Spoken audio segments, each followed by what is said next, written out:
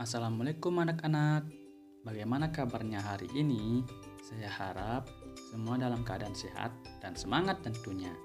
Baik anak-anak, pada kesempatan kali ini kita akan belajar bersama mengenai tema 1, yaitu pertumbuhan dan perkembangan makhluk hidup.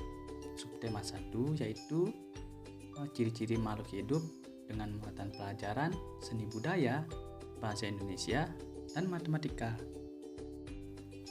Baik anak-anak, adakah yang hobinya bernyanyi di sini?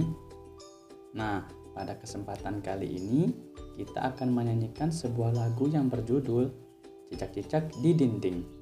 Nah, jika kita bernyanyi, kira-kira hal yang harus kita ketahui adalah pola irama lagu. Nah, anak-anak, ada yang tahu apa itu pola irama dalam sebuah lagu? Nah, pola irama adalah panjang pendeknya bunyi dalam sebuah lagu dan dapat dihitung berdasarkan ketukannya. Dalam sebuah lagu ada pola irama pendek dan ada pola irama panjang. Pola irama pendek disimbolkan dengan garis pendek, sedangkan pola irama panjang disimbolkan pula dengan garis panjang. Nah, sekarang kita akan menyanyikan lagu Cicak-cicak di Dinding. Kita akan melihat pola irama pada lagu tersebut. Ayo kita mulai bernyanyi. Cicak-cicak di dinding, diam-diam merayap. Datang seekor nyamuk, hap, lalu ditangkap. Pada lagu Cicak-cicak di Dinding memiliki pola irama sederhana karena pola iramanya tidak jauh berbeda antara baris pertama dengan baris lainnya. Untuk kata cicak-cicak di din memiliki pola irama pendek dan kata ding memiliki pola irama panjang. Untuk baris kedua dan ketiga, pola yang dimiliki sama dengan lirik baris pertama.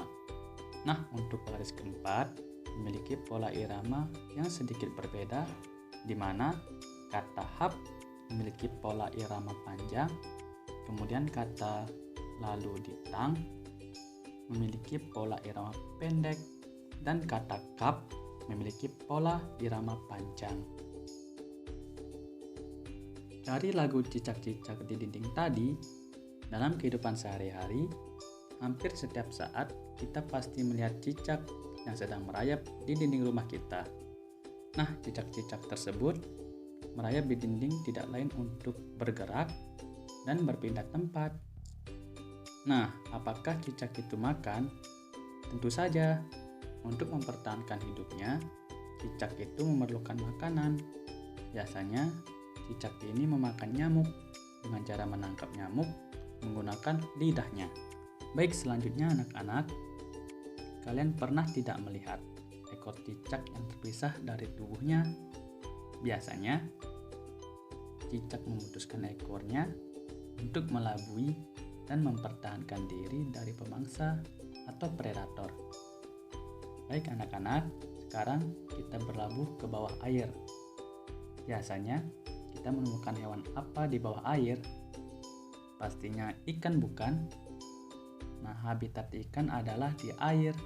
Ikan bisa bernapas di dalam air menggunakan insang. Ada juga hewan yang hidup di air selain bernapas menggunakan insang, melainkan menggunakan paru-paru. Contohnya seperti paus. Ikan juga memerlukan makanan, sama halnya dengan cicak yang kita bahas sebelumnya. Apakah ikan bergerak dengan merayap? Pasti tidak, kan? Karena ikan hidupnya di air. Untuk ikan bergerak dengan mudah, dia menggunakan siripnya. Nah, dari kedua hewan tadi, kita sudah mengetahui beberapa ciri-ciri dari makhluk hidup. Bahwa ciri-ciri makhluk hidup itu mulai dari bergerak, bernafas, memerlukan makanan. Untuk ciri-ciri makhluk hidup lainnya, yaitu peka terhadap rangsangan, contohnya seperti tumbuhan putri malu. Jika disentuh, daunnya akan tertutup dengan sendirinya. Selanjutnya, tumbuh dan berkembang. Contohnya, pertumbuhan manusia dari bayi menuju anak-anak, anak-anak menuju remaja, dan remaja menuju dewasa. Ciri-ciri selanjutnya yaitu berkembang biak. Contohnya, manusia melahirkan. Tujuan dari melahirkan di sini untuk melestarikan keturunannya agar tidak punah. Selanjutnya sekarang kita belajar matematika mengenai menyebutkan atau membilang bilangan 1000. Nah, sekarang anak-anak simak bilangan ini ya. Pertama ada angka 1, di belakangnya ada angka 2, selanjutnya ada angka 5, dan ada angka 0. Jadi ada angka 1, 2, 5, 0. Dalam matematika ini disebut dengan bilangan ribuan. Dapat dibaca dengan 1250. Nah, selanjutnya ada angka 1517.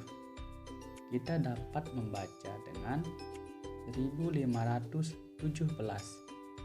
Nah, jika bilangan 9408, kita dapat menuliskan lambang bilangannya yaitu dengan angka 9 sebagai bilangan ribuan, 4 sebagai bilangan ratusan, 0 sebagai bilangan puluhan, dan 8 adalah bilangan satuan. Dari pembahasan tadi, kita sudah belajar mengenai pola irama dalam sebuah lagu. Ada 2 macam pola irama lagu, yaitu pola irama pendek dan pola irama panjang. Selanjutnya, kita sudah mempelajari mengenai ciri-ciri makhluk hidup yang baru saja kita bahas. Kita dapat menyimpulkan bahwa ciri-ciri dari makhluk hidup itu yaitu mulai dari bernafas, bergerak, memerlukan makanan, peka terhadap rangsangan, tumbuh dan berkembang sampai berkembang biak. Dan terakhir, kita sudah mempelajari mengenal bilangan ribuan dalam matematika. Nah, untuk angka pertama disebut bilangan ribuan, untuk angka kedua disebut bilangan ratusan, angka ketiga disebut bilangan puluhan, dan angka terakhir disebut bilangan satuan. Baik anak-anak, untuk materi kali ini kita cukupkan sampai di sini ya. Dan untuk materi selanjutnya, anak-anak tetap semangat dalam hal belajar ya. Dan sekian, wassalamualaikum warahmatullahi wabarakatuh. Tetap semangat.